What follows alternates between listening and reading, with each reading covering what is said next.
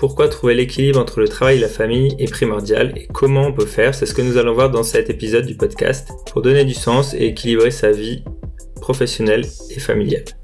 Avez-vous déjà ressenti que votre vie était déséquilibrée entre votre travail et votre famille, par exemple, ou entre les différentes parties de votre vie? Est-ce qu'il y a un domaine où vous êtes surinvesti et un autre où vous êtes sous-investi, alors que finalement ça serait peut-être une bonne chose d'équilibrer tout ça? Dans cet épisode, c'est ce que nous allons voir, pourquoi il est essentiel d'équilibrer son travail, sa famille ou un autre domaine de votre vie. Et le deuxième point, c'est comment on va pouvoir y parvenir pour améliorer sa qualité de vie globale. Donc déjà, il est tout à fait normal et logique que de temps à autre, il y ait un domaine qui prenne plus de place que les autres. En disant ça, je pense typiquement au moment d'une naissance, forcément vous allez être plus concentré sur votre famille et sur vos enfants que sur votre travail.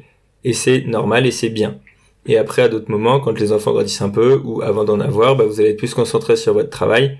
Et c'est très bien. Il n'y a pas de bien ou de pas bien. L'idée, c'est surtout de voir comment équilibrer tout ça. Toute la vie est une question d'équilibre.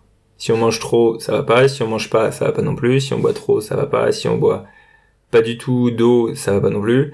Si on est tout le temps avec du monde, ça va pas. Si on est tout le temps tout seul, ça va pas non plus. Donc en fait, toute la vie est une question d'équilibre entre les différentes choses qu'on peut avoir dans notre vie. Si il y a un élément qui prend toute la place, ça veut dire que c'est au détriment de d'autres éléments qui sont aussi importants. Sauf si c'est un choix, et donc dans ce cas-là, c'est très bien, mais si c'est quelque chose qui est un peu plus subi, ou s'il y a un pan de votre vie qui prend toute la place pour une raison X ou Y, c'est important d'en prendre conscience pour justement chercher des moyens d'équilibrer tout ça. Et on va prendre principalement l'exemple de l'équilibre travail-famille, parce que votre famille, c'est peut-être ce qui est le plus important, votre travail, c'est très important aussi. C'est indispensable de travailler et on en a besoin. Une première chose par rapport à ça, c'est notamment pour les femmes, en fait, il y en a qui sont très heureuses d'être mères au foyer, et il y en a à qui ça correspond tout à fait, et d'autres pas du tout. Et en fait, la question c'est pas de savoir si c'est bien ou pas bien, la question c'est de savoir ce que vous avez besoin. Et c'est pareil pour les hommes, il y en a qui ont besoin d'être au contact de plein de gens, il y en a d'autres qui ont besoin d'être un peu plus solitaires pour travailler sur d'autres choses, et c'est très bien. Et la théorie, etc., de comment faut vivre, c'est une chose, maintenant ce qui compte vraiment, c'est qu'est-ce que vous avez besoin. Qu'est-ce que vous avez besoin pour être heureux, et pour équilibrer votre vie. Vous serez heureux à partir du moment où votre vie va être équilibrée.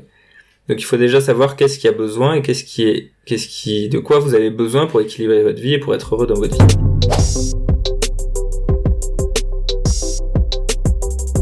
Donc en cas de déséquilibre, quand il y a un pan de la vie qui prend toute la place, il peut y avoir différentes choses qui se produisent, notamment le stress du travail. Ça c'est un exemple typique que vous pouvez rapporter du travail à la maison. Vous avez passé votre journée de travail, il y a eu une réflexion X ou Y sur quelque chose que vous avez plus ou moins bien pris, vous êtes stressé par ce que vous avez à faire, et vous rentrez à la maison, et là, ça se déverse sur vos enfants ou sur votre conjoint, et en fait, c'est pas très juste pour eux, parce que eux, ils ont rien à voir avec ça, et en même temps, il faut que ce stress et que cette tension puisse sortir d'une manière ou d'une autre. Donc il peut y avoir des moyens de prendre du temps pour soi avant de retrouver toute la famille, ou d'aller marcher, ou d'aller courir, ou de faire un peu de sport, ou trouvez votre moyen à vous, ou peut-être lire 15 minutes, trouvez quelque chose pour vous, qui vous corresponde, pour vous détendre avant de retrouver votre famille, et donc pouvoir être plus disposé et être présent pour eux, parce que si vous partez au quart de tour pour un truc X, finalement le fait de prendre un peu de temps pour vous, ça va permettre de vous détendre, et donc de pas prendre la mouche aussi vite que si vous ne l'aviez pas fait. Donc le stress, ensuite l'épuisement professionnel, donc ça c'est quand votre travail prend toute la place. Et moi il y a quelques temps j'avais beaucoup de temps de trajet, et en fait le temps de trajet est aussi une source de stress. À ce moment-là j'avais 1 heure d'autoroute pour aller travailler, donc 2 heures par jour, et au bout d'un moment j'étais plus concentré pendant cette heure d'autoroute parce que je savais qu'il y avait un danger. Je ne sais pas, j'ai pas compté le nombre de fois où j'ai vu des voitures arrêtées sur le bord de la route, donc je sais pas s'il y avait des pannes ou des accidents, mais il y a eu des accidents, et en fait je me disais à chaque fois attention, sois prudent parce que ça pourrait t'arriver. Et j'avais pas vraiment envie d'avoir un accident, de quelle ampleur j'en sais rien, mais en tout cas je voulais pas avoir d'accident à ce moment-là, parce que ma femme était enceinte, j'avais un petit, donc je voulais pas me retrouver dans une situation comme ça. Donc j'ai été beaucoup plus prudent, peut-être rouler moins vite, je sais plus exactement, mais en tout cas je m'arrêtais si j'avais besoin. Et puis surtout en journée, en fait j'étais pas très investi dans mon travail, parce que je savais que le soir et le matin j'avais beaucoup plus besoin d'être concentré parce qu'il y avait un danger. Et donc en fait c'était surtout pour ma propre sécurité que je faisais ça. Et finalement après le Covid est arrivé, donc cette mission s'est arrêtée. Et le dernier point, c'est les tensions relationnelles, qui finalement découle des 2 points précédents, qui est le stress et l'épuisement professionnel. J'en ai un peu parlé dans le stress, mais le fait d'être fatigué, on va être moins réceptif, moins disponible psychologiquement et physiquement, et donc du coup ça peut avoir des conséquences sur le couple, sur la famille, sur les amis, et en fait lorsque le travail prend toute la place, on finit par penser à ça tout le temps. Donc penser tout le temps à son travail, c'est pas un problème en soi, mais si c'est penser à son travail génère du stress, etc., là c'est mauvais. Faut arriver à se déconnecter pour pouvoir y revenir ensuite tranquillement. Après, si vous avez un travail qui vous passionne, qui est exactement ce qui vous rend heureux en fait de lui-même, en fait c'est d'y penser tout le temps, ça vous gêne pas parce que c'est quelque chose qui est bon. Donc j'ai bien conscience de tout ce que je vous dis là, c'est très facile de le lire, de le dire et de l'écrire, mais par contre c'est pas évident à mettre en place. Et en fait le plus gros problème c'est que à long terme tous ces éléments là, sur une courte période ça peut bien se passer, mais sur du long terme ça peut avoir des conséquences dramatiques à la fois pour vous personnellement, à la fois en tant qu'individu, avec le burn-out notamment, mais aussi ça peut abîmer des couples, des familles. Si vous partez à 7h du matin, vous voyez pas vos enfants, vous revenez à 22h, vous les voyez pas, vous voyez à moitié votre conjoint, etc. En fait, c'est peut-être qu'il y a quelque chose à rééquilibrer. Si vous avez une famille, c'est pas pour passer votre temps ailleurs et ne jamais la voir. Enfin, j'espère. Sinon, ça sert à rien d'avoir une famille, ou en tout cas, faut peut-être rééquilibrer certaines choses, remettre les choses à leur juste place pour rééquilibrer tout simplement.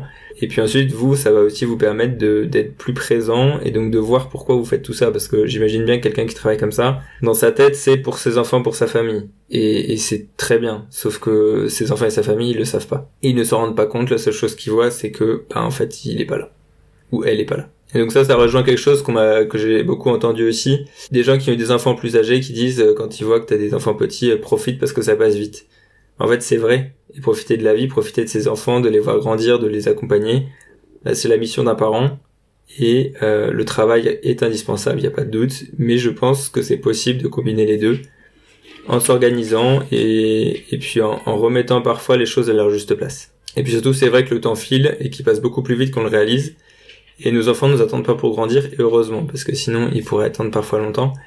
Donc c'est très bien qu'ils continuent de grandir, même si on n'est pas présent. En attendant, si on veut faire partie de leur vie et construire une belle relation avec eux, je pense que c'est nécessaire et même indispensable d'arriver à prendre du temps pour eux, pour être avec eux, pour vivre des choses ensemble.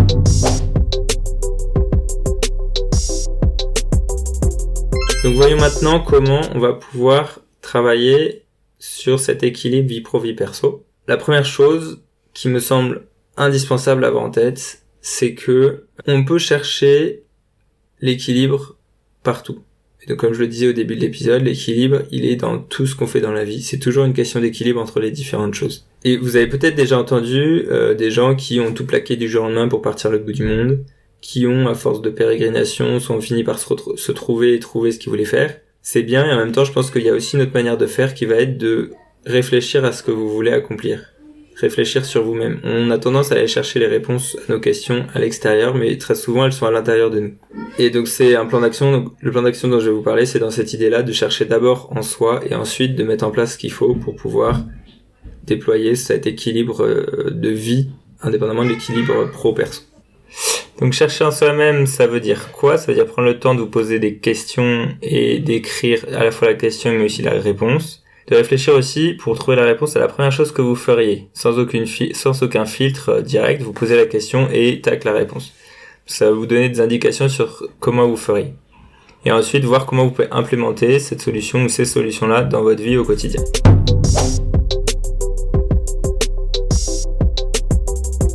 Voyons maintenant le plan d'action de manière plus concrète, en gardant bien à l'esprit que on a tous une capacité d'imagination qui va nous permettre d'imaginer les différentes situations et différentes solutions qu'on pourrait trouver pour trouver celle qui nous correspond le mieux. Donc la première étape, il y a 7 étapes dans ce plan d'action. La première, c'est d'avoir l'intention de développer votre objectif dans votre vie. Donc là, on parle d'équilibre de vie. Avoir l'intention de développer sa vie avec l'équilibre qu'on veut lui donner. Donc pour ça va être de prendre conscience de ce qu'on veut obtenir, de ce qu'on veut vivre. Par exemple, prendre conscience que nous avons qu'une famille et qu'on ne pourra pas la remplacer. À l'inverse qu'un travail, même si c'est très important, je le répète, on peut en trouver un autre s'il y a besoin. Alors que votre famille, vos enfants, la relation que vous avez avec eux, vous ne pourrez pas la retrouver et c'est quelque chose qui est précieux.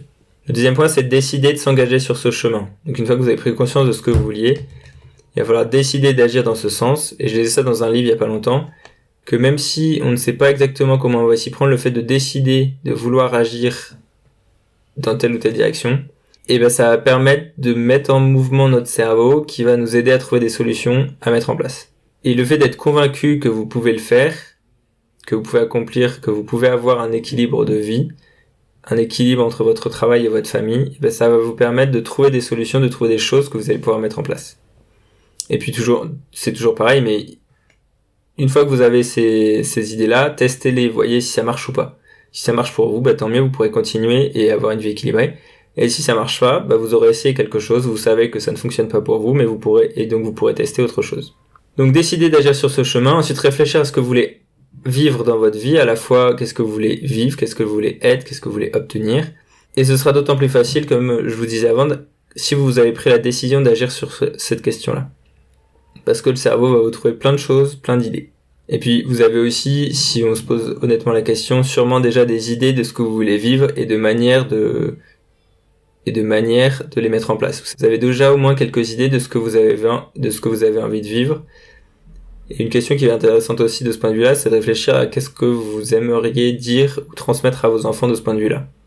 Parce que là, quand on parle de transmettre à ses enfants, tout de suite, il y a tout un tas de choses qui s'envolent parce que en fait c'est pas si important que ça. Quatrième point, c'est de définir ses valeurs et ses priorités. Pourquoi les valeurs d'abord ? Parce que définir vos valeurs, ça va vous permettre de savoir ce qui est important pour vous et quand. Et ensuite, à partir de ces valeurs, vous allez pouvoir fixer des priorités pour chacune d'elles. Et ça rejoint un peu le point précédent qui est d'améliorer la gestion du temps et la planification. Donc ça, je vous renvoie à l'épisode précédent où on parle d'une méthode d'organisation par rôle pour équilibrer les différents rôles et pouvoir avancer dans sa semaine, dans son mois, dans l'année, sur les différents objectifs qui correspondent à vos différents rôles. Donc je rentre pas plus dans le détail, je vous invite à vraiment aller voir l'épisode qui rentre en profondeur sur la question pour que vous puissiez faire pareil. Et ensuite, par rapport vraiment à l'équilibre de vie pro, vie perso, même si j'aime pas ces distinctions-là, vous comprendrez pourquoi dans l'épisode précédent aussi, il va falloir se fixer quand même des règles strictes entre le travail et la vie personnelle, surtout si vous êtes en télétravail. Moi je le suis, et en fait, le passage de l'un à l'autre, c'est pas forcément toujours évident, mais c'est important pour se déconnecter vraiment et passer à autre chose, à la deuxième journée qui commence avec les enfants et la famille. Parce que sinon, tout se mélange, et en fait, on n'arrive plus à être concentré sur ce qu'on fait à un instant donné. Et l'autre avantage d'une organisation, c'est qu'en fait, cette priorisation va aussi être aidée par les temps qui sont consacrés aux différents rôles. Pour votre travail, vous avez probablement des horaires. Si vous en avez pas, ça peut être bien de vous en fixer. Et puis, pour votre famille, il y a des moments où les enfants sont disponibles et sont présents, et d'autres où ils le sont pas. Moi, typiquement, je sais que pendant la journée, c'est mon temps de travail disponible. Et le soir, ça va être le temps avec les enfants, et le matin aussi, quand ils sont là avant la crèche ou après la crèche et l'école. Donc c'est le moment où c'est vraiment là que je peux être en relation avec eux. Et ça me fait penser à la phrase suivante que je connais depuis longtemps, mais qui est très intéressante et que je me remémore régulièrement, c'est goûte chaque instant comme un moment qui ne reviendra pas. Et le dernier point, c'est de prendre soin de soi-même. Pour pouvoir prendre soin des autres, pour pouvoir faire son travail, pour pouvoir prendre soin de son couple, de ses enfants, il va falloir avant tout prendre soin de soi, pas dans une démarche égoïste, je pense à moi et moi, mais dans une démarche où on a besoin de se ressourcer. J'en ai parlé un petit peu au début, on a besoin de se ressourcer, il faut trouver les moyens qui me correspondent, les moyens qui correspondent à votre conjoint, à vos enfants aussi. Si vous les observez, vous verrez qu'il y a des moments où ils sont tout seuls ou des moments au contraire où ils ont besoin d'être avec tout le monde. Et en fait, on a besoin de savoir qu'est-ce qui nous ressource et ensuite de savoir planifier ce temps-là dans notre quotidien pour qu'on puisse avoir ce temps de ressourcement aussi disponible.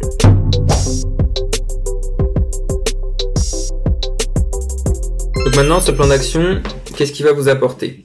Déjà, la première chose, c'est que vous atteigniez votre objectif d'équilibre vie pro, vie perso ou pas, ou que vous atteigniez l'objectif que vous fixez à l'aide de ce processus-là, ça importe pas beaucoup. Pourquoi ? Pas qu'on fait tout ça pour rien, mais parce que, en fait, à partir du moment où vous allez avoir conscience du problème, vous allez trouver des solutions, que vous allez tester, que vous allez mettre en place ce plan d'action, vous allez avoir vous allez apprendre, en fait, déjà sur vous-même et sur votre quotidien. Apprendre peut-être à vous organiser, apprendre que vous avez besoin de telle ou telle chose pour vous ressourcer. Ça n'a pas besoin de durer 2 heures chaque jour, mais si vous savez que 3 minutes de lecture ou d'écriture, ça vous permet de vous détendre, faites-le. Ce sera bénéfique pour vous et pour votre famille et pour vos enfants. Ensuite, avec la crise sanitaire, il y a eu une modification qui n'est pas encore terminée, du monde du travail et des modes de fonctionnement dans le travail, notamment avec le télétravail. J'ai rencontré pas mal de gens qui ont déménagé aussi dans des villes de province par rapport à la région parisienne par exemple, ou dans des plus petites villes, pour pouvoir avoir un meilleur cadre de vie. Et en fait, ça aussi, ça participe à l'équilibre de vie global. Même pas travail-famille, global. Chacun de ces éléments peuvent suivre ce processus. C'est que pour chaque chose, si vous arrivez à savoir qu'est-ce que vous avez besoin, ça va vous permettre de le mûrir, de prendre le temps d'y réfléchir et ensuite d'agir en conséquence pour le mettre en pratique. Ensuite, quel que soit le lieu de vie, même si on change de lieu de vie pour un endroit qui semble meilleur, où le niveau de bonheur finit par revenir à son état initial. Il y a des études là-dessus qui ont été faites où au moment de l'achat d'une maison, on est très heureux, etc. C'est tout est beau et tout est magnifique. Et après, ça revient à la normale. C'est pareil avec un déménagement, c'est pareil avec un changement de travail. Le fond de la question, il est pas dans qu'est-ce qui a besoin d'être nouveau. Le fond de la question, il est dans l'acceptation que le quotidien, c'est pas toujours comment dire ça. Ça peut être fun à condition de mettre le fun dans le quotidien. Ça a pas besoin d'être extraordinaire et de partir à l'autre bout du monde et d'être trop dans la démonstration. Il suffit juste d'accepter notre quotidien, c'est peut-être le plus difficile, mais d'accepter où on en est aujourd'hui, et ensuite de voir qu'est-ce qui peut être fait en fonction de la situation dans laquelle nous sommes. Donc finalement, changer des choses dans notre vie, oui, vous pouvez avoir besoin de changer des choses, et régulièrement j'ai besoin aussi de choses qui s'adaptent, de choses qui changent dans ma vie. C'est bon et c'est bien. Travailler sur des projets, imaginer des projets, lancer des projets, c'est génial. Par contre, céder à des caprices, non. Ça veut dire quoi? Ça veut dire que c'est pas parce qu'il y a on a une nouvelle lubie en tête que ça y est, il faut tout changer dans sa vie pour répondre à ça. C'est pas très pratique, c'est pas forcément évident pour tout le monde non plus, et puis surtout, il n'y a pas besoin de tout casser pour évoluer, pour avancer. On peut réfléchir, construire, prendre le temps de construire tranquillement. En sachant aussi que tout ce qui a de la valeur a mis du temps à être construit. Si vous mettez du temps à construire un couple, une famille, une carrière, une entreprise, en fait, si vous changez tout trop vite, vous aurez pas le temps de voir le fruit de votre travail, le fruit des efforts que vous avez fait, le fruit de la construction d'un couple ou de l'éducation d'un enfant. Ça se fait pas en 6 mois, ça se fait en 20 ans, ou même peut-être plus, j'en sais rien. C'est quelque chose qui va durer toute la vie, donc en fait, c'est pas nécessaire de se bloquer là-dessus et de se dire il faut que tout soit fait très vite, que ce soit parfait. C'est impossible. Un enfant n'est pas parfait, on n'est pas parfait. Par exemple, un agriculteur, ça c'est assez marrant comme exemple. Il va planter dans son champ du blé. 2 semaines plus tard, le blé a pas poussé, allez hop, je relaboure, je plante autre chose. Ça marche pas, je recommence. En fait, il peut faire ça pendant 10 ans, s'il laisse pas le temps autant de porter ses fruits, en fait, il sera pas plus avancé 10 ans plus tard, à part qu'il aura perdu du temps et de l'énergie. Et de l'argent. Voilà, donc du coup, tout ça pour dire quoi? Que l'équilibre vie pro, vie perso, ça se travaille. La première chose, c'est d'en prendre conscience. Et ensuite de voir qu'est-ce que vous pouvez faire pour essayer de rééquilibrer les choses s'il y a besoin. Mais d'abord dans sa tête. D'abord, comment je vois mon travail, comment je vois ma vie familiale, comment je vois ma vie tout court. Et qu'est-ce qui a besoin d'être ajusté, qu'est-ce que j'ai besoin moi pour m'adapter ou pour mieux vivre une situation.